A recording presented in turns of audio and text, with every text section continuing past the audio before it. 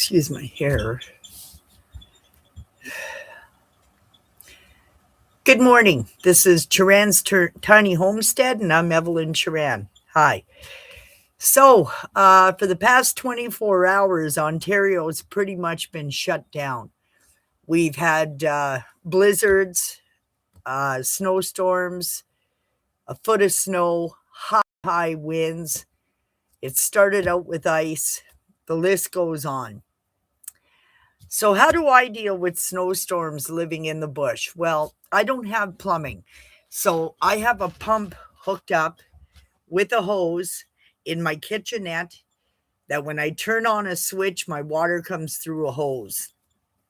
So, I keep 20-liter plastic jugs with lids. They're camping 20-liter jugs, and I fill all my water up just before a storm is going to hit because I might lose hydro. Um, I didn't go with solar because it was way too expensive and too much to take care of for my age. Maybe for a younger crowd, but it's not for me. So I ran hydro, which was $21,000 to hook up hydro. It's very expensive to develop a property today. Doesn't matter what province in Canada you live, it is very, very expensive. And you have to really budget. So, one of the biggest things, how do I get ready for a snowstorm? I keep a shovel inside of my camp so that it's close and handy to clean off my steps and my walkways. That's the first thing I think about is keep my shovel. I have coveralls, winter coveralls, and winter pants. I keep those ready to go every day in the winter. Um, I wear heavy sweaters. I layer my clothes and I make sure. I've also got electric heat and I always bring extra wood in the house. So once I get all of my extra wood into the house next to the wood stove so it's dry, I'll bring about 3 or 4 sleds. I've got a big black pelican sled that I pull and I fill that with wood and I do it 2, 3 times ahead of a snowstorm. I watch the weather, obviously. So I prepare myself. So I prepare myself with extra water. I prepare myself with extra wood. I make sure that I have enough split wood to get the fires going so that it's not so hard to light it. I make sure I have barbecue lighters handy, leftover wax from burning candles. My main thing is water and heat and food for me and the dog. I make sure my pathways are cleared. I always keep the outhouse clear. Like if there's a blizzard outside, like there was yesterday, 3 times I went outside to clear my pathways. My most important pathways is my outhouse, my sauna, my wood, and my entranceway to the camp. I have a plow truck that comes in to plow my driveway, but they don't start until the snow is done. And since all of our highways are closed, nobody can get in to plow anyways.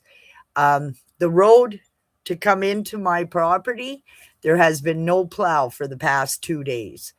We're still getting more blizzards coming in tomorrow. We're still in storm warnings. The storm has tapered off right now, but the temperature dropped from -5 yesterday to -20 today. So that's where I switch. These here are skiing pants with a lining for when it's warmer outside. And these are construction snow pants. The bibs are what I'm using today for the cold. Another thing I keep always in the winter that I always wear is wool, hand knitted wool socks.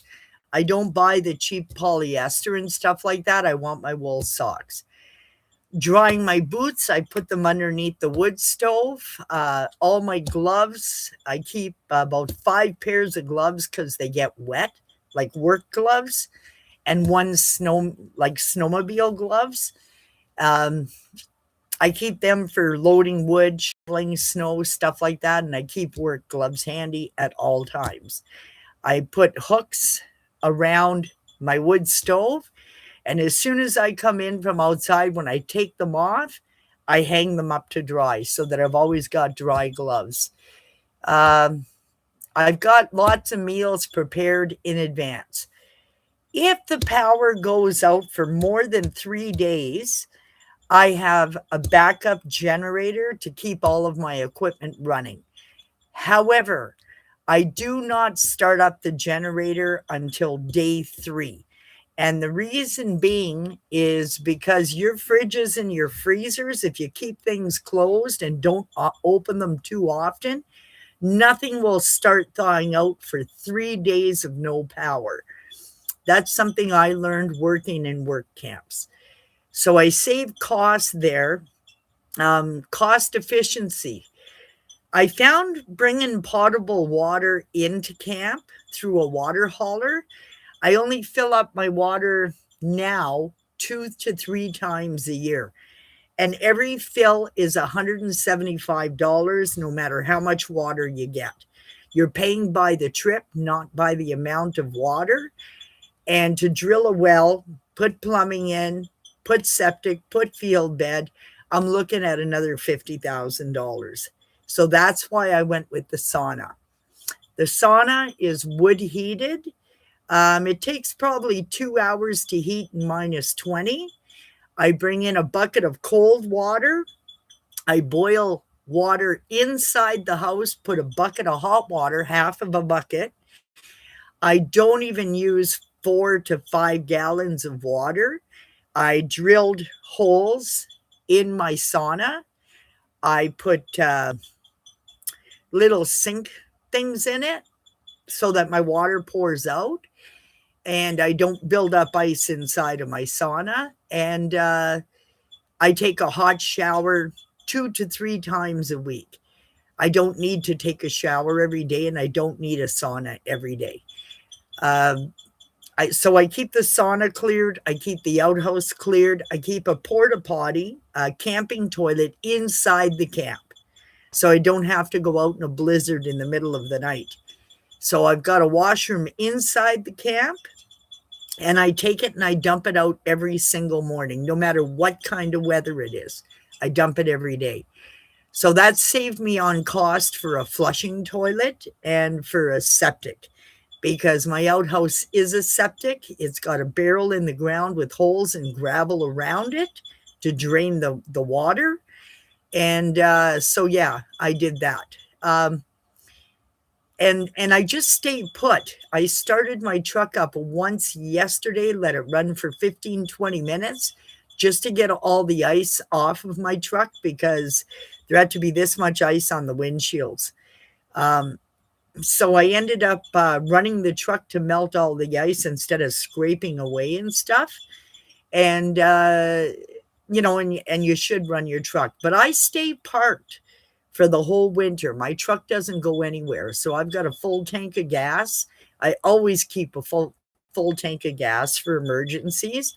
But even if I had an emergency yesterday where I had to evacuate, I would have never gotten out because all of our roads are closed. And nothing's plowed and stuff like that. So when there is storms coming up in the bush and you're living in the bush, you want to be prepared for, 2 weeks where maybe they can't get the highways open or whatever, right? Just for your own safety. So I do all kinds of canning. It took me a lot of money to get it up and running, but now it's running, and I'm good with food for a full year here. So I don't have to run back and forth to grocery stores.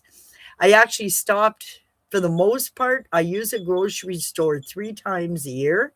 The rest of it I go to a butcher in a town that's close by. Actually, Don's Butcher on King Street in Sturgeon Falls, Ontario. I pick up any other supplies. I go further to Sturgeon Falls. My gas is cheaper in Jocko Point than it is anywhere else in Ontario. So I fill up all my gas cans for the winter. So my supplies are here for, till spring. I'm good with gas, everything like that. Um, I keep myself fully supplied. So my shopping trips in August and September are very large shopping trips, because I prepare for the whole winter and in case of an emergency.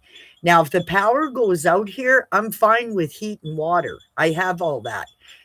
Food wise, I have propane for my stove, so I can always cook. Plus, I can take a roasting pan or any one of my cast iron pans or my Dutch ovens, and I can wrap it with tin foil and I can pop it right inside of my wood stove and cook a meal in there. And then I've also got grates that I can put on top of my burning coals and cook a steak inside of my wood stove. Plus, I can cook on top of the wood stove. So my wood stove has been going since November. My wood stove is going to go right through probably till March or April. I sold 3 cords of wood, so I've probably gone through about 2 cords of wood this winter so far. Mind you, this week with the snowstorms and the temperature dropping, I'm going to be going through more wood because I got to keep it going 24/7 now to keep the place heated. Even the dog crawled into bed last night, and he's been staying in my bed quite a bit because my floors are pretty cold. You got to understand, this is a shed that's on a deck, like it was a deck built and they put the shed on top. So I've got about this much space underneath the cabin. I had to pull off all the paper that was all the way around it so I could see what was underneath it. I'm thinking of building a basement and moving the structure forward onto a basement, because the way it is right now, it's just, you're putting money into it for nothing. Um, Turning a shed into a tiny home, a lot of people don't know how to do it. So you got to be really careful who you hire to design it and build it for you. And don't make the same mistakes I did, because everybody that I hired had no clue what they were doing. I finally found a maintenance guy that understands what I'm doing and gets the gist of it. So be very careful who you get to build your tiny home, because most people don't have a clue what they're doing. And that's my mistake. Um, well, it's their mistakes too, because they lied saying that they knew what they were doing, but they had no idea. They recommended the wrong wood, all kinds of things they recommended wrong. And I figured out probably 80% of it on my own. Anyways, that's how I get prepared for a storm. I keep lots of warm clothes. I layer my clothes. Um, and I hang up my clothes to dry over top of my wood stove in the winter rather than hanging my clothes outside. So I do not own a dryer. I don't plan on buying a dryer. They're very hard on hydro and they're unhealthy. So, and plus, I don't have the space for it here. So I'm pretty happy with my little wash machine. I have to stay with it because when it starts to drain water, I have to catch that water to discard of it in the outhouse. But outside of that, that's where my gray water goes. And I get my clothes clean and I just hang it up on hangers to dry over top of the wood stove in the winter. So that's how I prepare for the winter. I also put on heat in my water shed so my water doesn't freeze in the winter.